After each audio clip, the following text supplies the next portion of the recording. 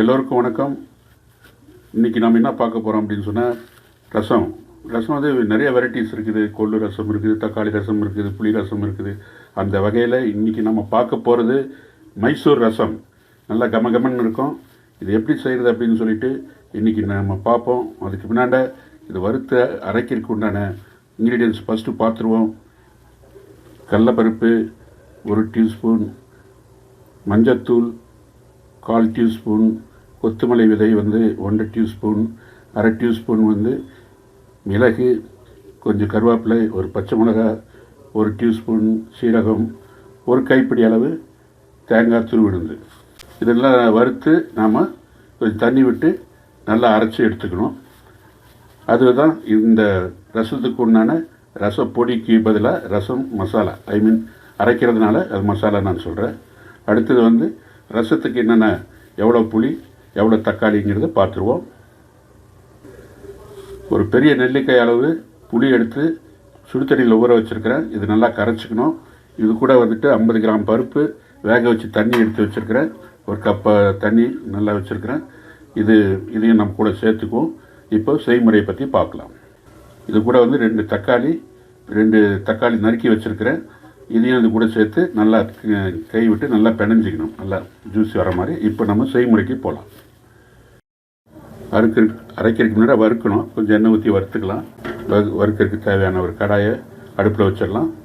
1 spoon எண்ணெய் ஊற்றி வறுத்துக்கலாம்.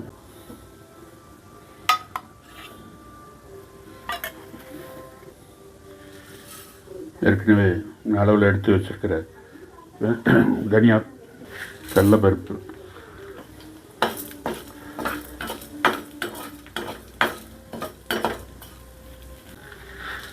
மிளகு, அடுத்தது காஞ்ச மிளகாய். நான் ஒரு 5 மிளகாய் சேர்த்துருக்கேன். காரத்துக்கு தகுந்த மாதிரி கூடவோ குறைச்சிக்கோ நீங்கள் பண்ணிக்கலாம். கடைசியாக சீரகம்,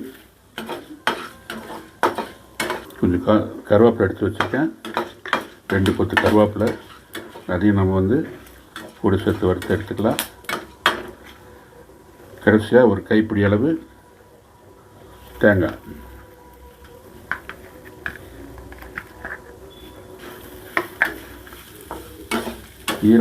தேங்காய் ஈரம் போக வறுத்தா போதும். செவக்கணும்னு ஒன்றும் அவசியம் இல்லை. நல்லா வறுபட்டுச்சுங்க. இப்போ இது ஆறினோடனே நல்லா நைஸாக கொஞ்சம் தண்ணி விட்டு நைஸாக அரைச்சிக்கலாம். புளியை எடுத்து வச்சுருக்கிற புளி நல்லா கரைச்சிக்கலாம். நல்லா கரைச்சி ஒரு பெரிய பாத்திரத்தில் அந்த புளி எடுத்து வச்சுக்குவோம்.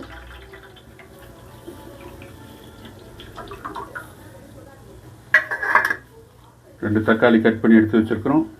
இதில் போட்டு கையிலே நல்லா பிசைஞ்சிக்கணும். பழுத்த தக்காளி, நாட்டு தக்காளியாக இருந்தால் ரொம்ப சுவையாக இருக்கும்.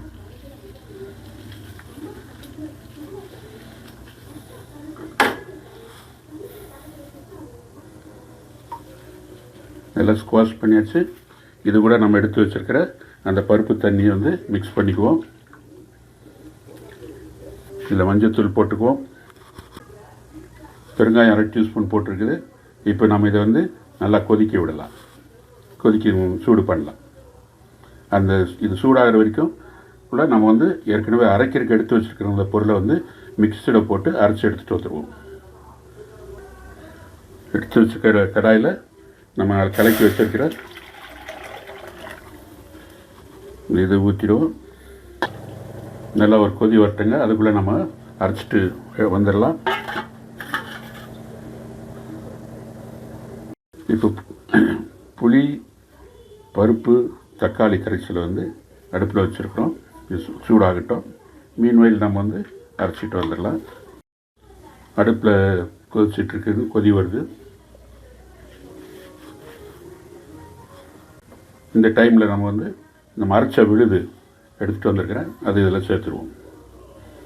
சேர்த்துட்டு நல்லா கலக்கி விடுவோம். இதோட நல்லா கலந்துட்டு தேவையான அளவு தண்ணி ஊற்றிக்கலாம்.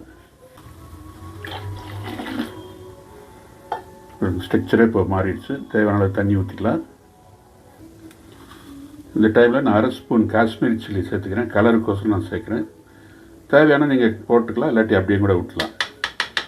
இந்த மாதிரி ரசம் பெரிய பெரிய கல்யாணத்தில் கர்நாடகா மாநிலத்தில் நிறைய இடத்துல பார்க்கலாம். ரொம்ப சுவையாக இருக்கும், கமகண்டு இருக்கும். இதில் வந்து பூண்டு சேர்க்க மாட்டாங்க, சில பேர் தக்காளி கூட சேர்க்க மாட்டாங்க. நம்ம தக்காளி சேர்த்துருக்குறோம். பார்க்கலாம் இது சுவை எப்படின்னு. நீங்களும் செஞ்சு பாருங்கள், இது வீட்டில் ரொம்பவே நல்லாயிருக்கும்.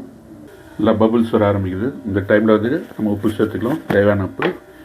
நான் கல் உப்பு சேர்க்குறேன்.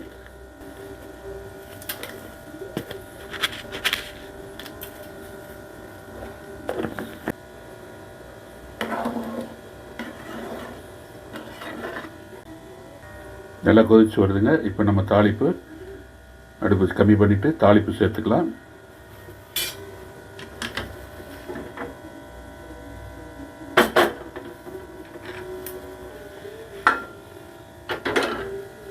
ரெண்டு டீஸ்பூன் எண்ணெய் ஊற்றிக்கலாம்.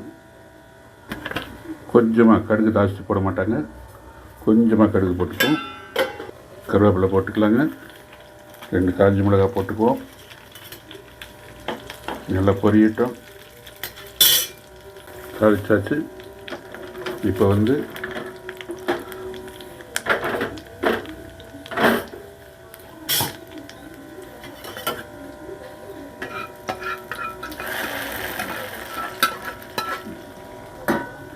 அருமையான ரசம் ரெடி ஆகிடுச்சு.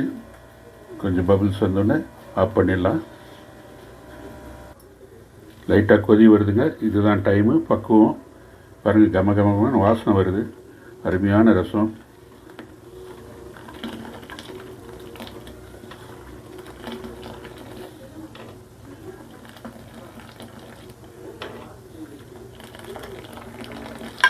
நீங்களும் செஞ்சு சுவைச்சு பாருங்கள். இது வரைக்கும் சப்ஸ்கிரைப் பண்ணாதவங்க சப்ஸ்கிரைப் பண்ணுங்கள். மறக்காமல் லைக் பட்டன் ப்ரெஸ் பண்ணுங்கள், ஷேர் பண்ணுங்கள்.